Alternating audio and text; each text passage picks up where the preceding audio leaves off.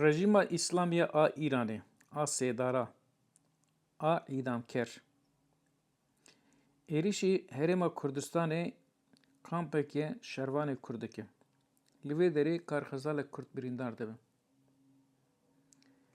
Ji bo ev karxezala were tedawîkirin dibin nexweşxanê. Lê nexweşxane qebûl nake. Ji bêçariyê di nav dilê Kurdistanê de şehîd dikeve. Dermê wê dibin mizgeftê ji bona were şiştin. Mizgeft qebûl nake. Ew mizgeftê wê yê tiroviro, ew nexweşxanê wê yê perepiro, ew kurdîtiya wê ya ziro, ew propagandê wê yê derewker hemû bi qurbana pêlavek yek pêlavekê keçeke Kurd e.